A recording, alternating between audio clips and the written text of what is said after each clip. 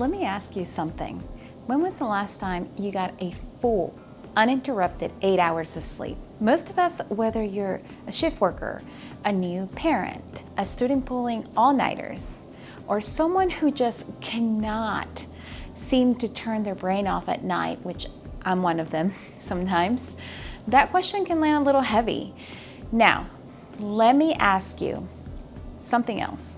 What if I told you that the God who created the universe, the God who spoke galaxies into existence, specifically, intentionally, and biologically engineer you to sleep? Not as an afterthought, not as a design flaw, but as one of the most profound, irreplaceable gifts he ever gave the human body. And what if I told you that modern neuroscience, sleep medicine, and pulmonary research now have confirmed at the molecular level what the Bible said thousands of years ago? Hi, I'm Dr. Madeline Strittmatter. I'm a pulmonary critical care and currently doing my sleep fellowship. I've sat at the bedside of patients on ventilators. I've watched what happens to the human body when it is deprived of oxygen, deprived of rest, deprived of what God designed it to have. I've gone through it myself. And I'm here today to tell you, faith and science are not enemies. They never were. They are two languages describing the same magnificent truth. So let's talk about sleep. Let's talk about what God said, and let's talk about what your biology confirms. Early in my training, when I was an intern, I remember being a resident and running on 24-hour calls, barely sleeping, running on caffeine and adrenaline. And like most physicians in training, I wore exhaustion like a badge of honor. You know, the culture that if you don't look tired, you're not working hard enough. I remember taking care of patients in the ICU, on med-surg, just everywhere throughout the hospital. And I had a man who was in his mid-50s and had come in after a catastrophic cardiac event. His wife at bedside was really concerned, and she mentioned to me, "Doctor, he never slept. He worked nights for 20 plus years. He always said he'll sleep when he retired," and he never made it to retirement. That moment really planted something in me. And around that time, I was really digging into the Word and digging into my faith, reading more of the Word intentionally, because the Lord is who helped me and sustained me through all of my training. And I came across a verse in Psalm 127:2.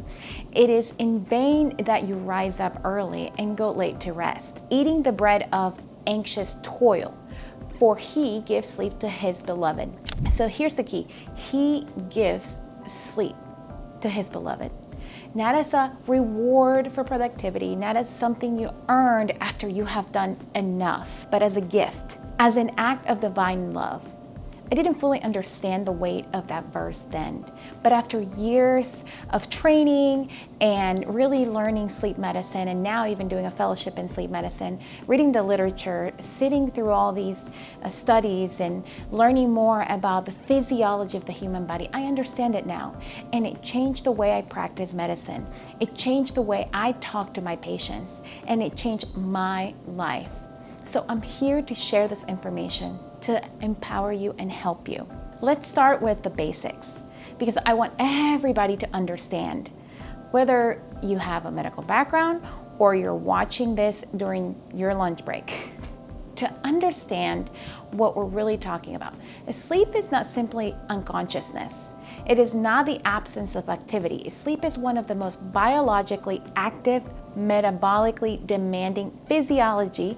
Is so complex your body ever enters. There are two main types of sleep that cycle approximately every 90 minutes. Throughout the night, you have non-REM, which is non-rapid eye movement, which includes 3 stages, the deepest of which is called the slow wave sleep, which is N3, and REM sleep, rapid eye movement, when most dreaming occurs. During this slow wave sleep, your body does something remarkable.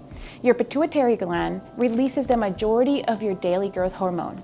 Your muscles repair, your immune system is at peak activity, cytokines, which are signaling proteins that coordinate immune response, are produced and released. This is why when your body literally rebuilding itself. Now, Here's where it gets extraordinary from a pulmonary standpoint. During sleep, your respiratory drive changes.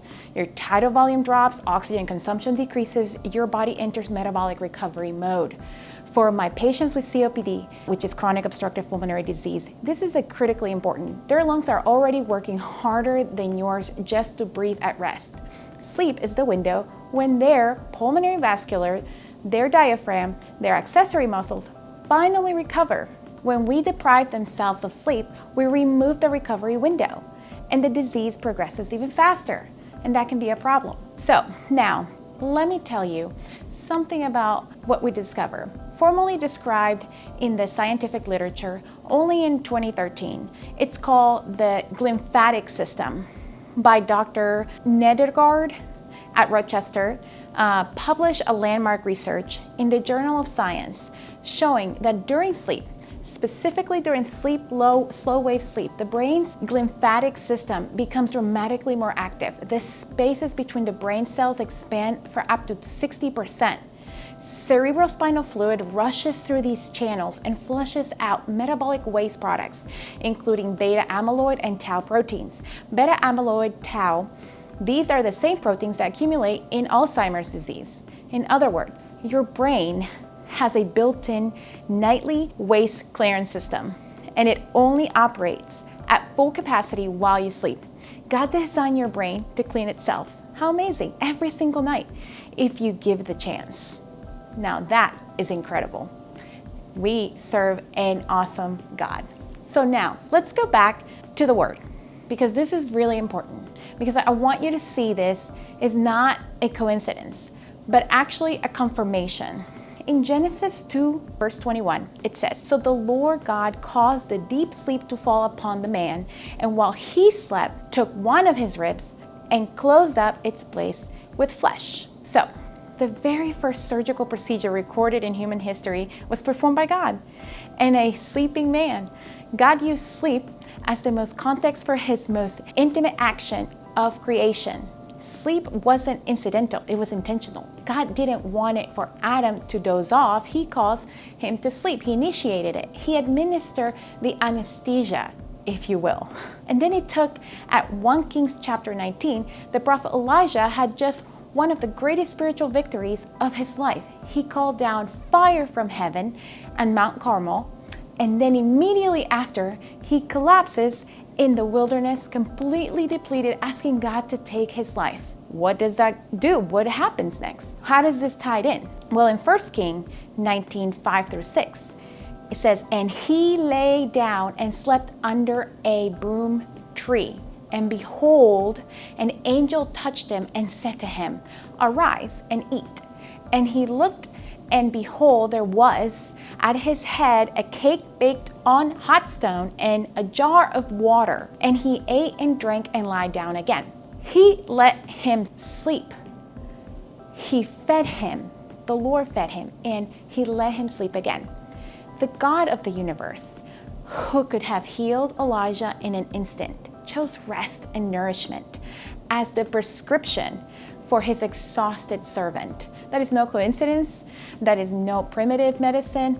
This is divine wisdom that neuroscience is just now beginning to validate. And this is extremely powerful and important for us to see that. So I want to shift now from what sleep does for you to what sleep deprivation does to you, because this is where the urgency becomes real.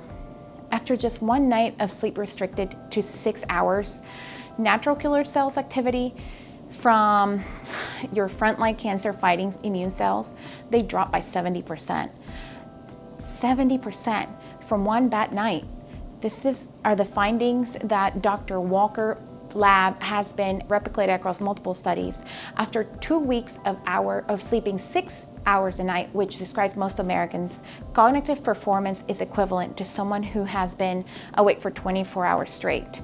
But here's the disturbing part. Those people don't feel impaired. They've lost the ability to accurately assess their own impairment. From a cardiovascular standpoint, a landmark meta-analysis published in the European Heart Journal by Cappuccino et al. Found that short sleep duration, less than 6 hours per night, is associated with a 48% increase in developing or dying from coronary heart disease or a 15% increase risk of stroke. In Pulmonary Medicine 2014, in the Journal of Asthma, demonstrated that poor sleep quality significantly increases daytime asthma symptoms and rescue inhaler use. The COPD patients' disrupted sleep leads to worsening nocturnal hypoxia, more frequent exacerbations, and higher all-cause mortality. So, and sleep apnea, which is, I will dedicate a full separate video on this because that is a whole different thing. It affects 30 million patients. The vast majority are undiagnosed. Repetitive nocturnal hypoxia, right heart strain, elevated pulmonary pressure is one of the most unrecognized drivers of treatment-resistant hypertension, atrial fibrillation, and type 2 diabetes in our patient population. This is really critical. And this is not a lifestyle issue. This is a public health emergency.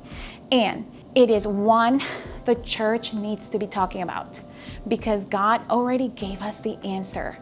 So take this seriously. It is really important to rest. I want to close with two scriptures that I pray will reframe the way you think about rest. In Psalm 4 verse 8 says, "In peace I will both lie down and sleep. For you alone, O Lord, make me dwell in safety." Sleep is the biblical framework. It is an act of trust. It is surrender. It is saying, I am not God. I do not want to hold the world together tonight. He does.